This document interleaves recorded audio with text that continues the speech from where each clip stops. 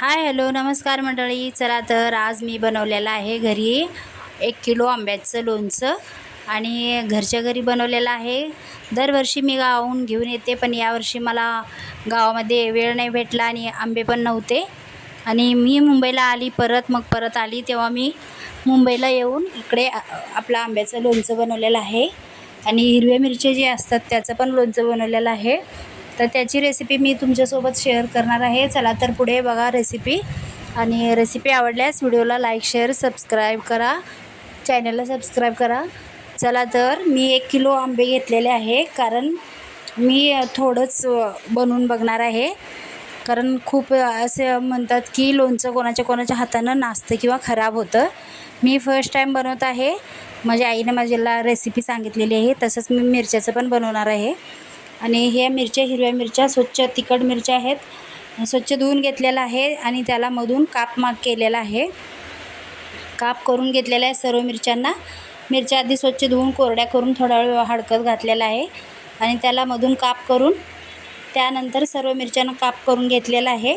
त्याची देठ काढायची नाहीत आणि बी पण काढायची नाहीत. फक्त मिरच्या काप करून घेऊन त्याला मोहरी, वाटलेली मोहरी, मीठ आणि आपली हळद, चांगल्या क्वालिटीची हळद वापरा आणि सर्व काही मिक्स करून एक साईडला करून घ्या. आणि जे हळद आणि मोहरी आणि मीठ आहे ते सर्व एकत्र करून आपल्या मिरच्याच्या मध्ये भरून घ्यायचं आहे. आणि भरून घेतल्याच्या नंतर एक मिरचीमध्ये सर्व आचार भरून घ्यायचं, मसाला भरून घ्यायचा आहे. आणि सर्व भरून झाला की त्यानंतर आपल्याला ते सगळं स्वच्छ एका काचेची किंवा प्लास्टिकच्या बरणीमध्ये भरून ठेवायचं आहे.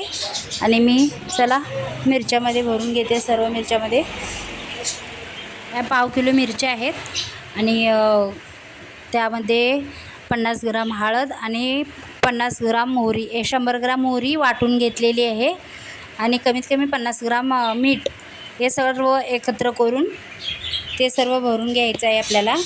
मोहरी अगोदर मिक्सरमध्ये बारीक वाटून घ्यायची आहे आणि मी वाटून घेतलेली आहे आणि सर्व एकत्र करून आता भरत आहे. आणि त्यानंतर मी आंब्याचं लोणचं बनवणार आहे. आंब्याच्या आधी काप करून घेतलेला आहे. मी जिथून आंबे घेतले तिकडंच त्याच्याकडूनच मी कट करून आणलेले होते आंबे. घरी आणून त्याला स्वच्छ पाण्यानं 2 पाण्यानं धुवून त्याला चांगलं कपड्यावरती 1 तास 1.5 तास पंख्याच्या खाली हडकत घातलेलं होतं. आणि त्यानंतर जे आपल्या फोडी कोरड्या झाल्या की मग त्यांना एका भांड्यामध्ये काढून घ्यायचं आहे. म्हणजे थोडा मोठा पसर भांड्यामध्ये काढून घ्यायचा आहे. आणि त्यानंतर त्याला माझ्या आता सर्व मिरच्यामध्ये भरून झालेला आहे, मसाला भरून झालेला आहे. आता एका कोरड्या भरणीमध्ये मी हे सर्व भरून घेणार आहे.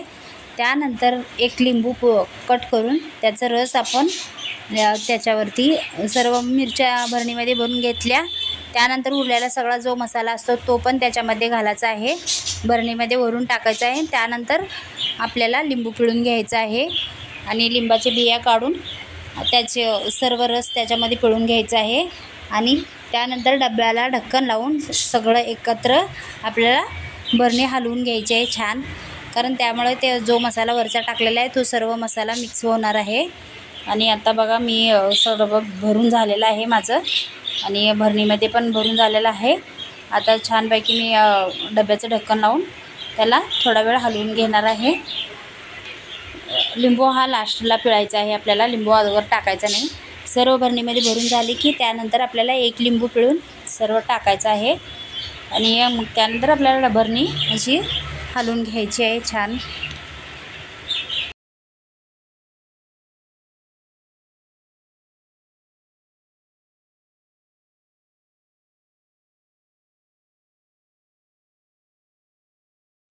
आता ह्या आंब्याच्या सर्व फोडी जो कट करून घेतलेल्या आहेत त्या एका भांड्यामध्ये काढून घेतलेल्या आहे. त्यामध्ये मी 1 किलो आंब्याला 1/2 किलो मोहरी, म्हणजे 200-250 ग्राम ते 200 ग्राम मोहरी बारीक वाटून मिक्सरमध्ये त्यामध्ये घातलेला आहे. आणि 200 ग्राम हळद आणि त्यानंतर 200 ग्राम मीठ, असं ह्या प्रकारे आपल्याला सर्व 1 किलो आंब्याच्या याला फोडींना लावून घ्यायचं आहे चांगलं. आणि सर्व एकसारखं त्यामध्ये कालवून घ्यायचं आहे चांगलं व्यवस्थित. आणि सर्व फोडींना भरून झालं की मग आपल्याला एका प्लास्टिकच्या भरणीमध्ये सर्व फोडी भरून घ्यायच्या आहेत.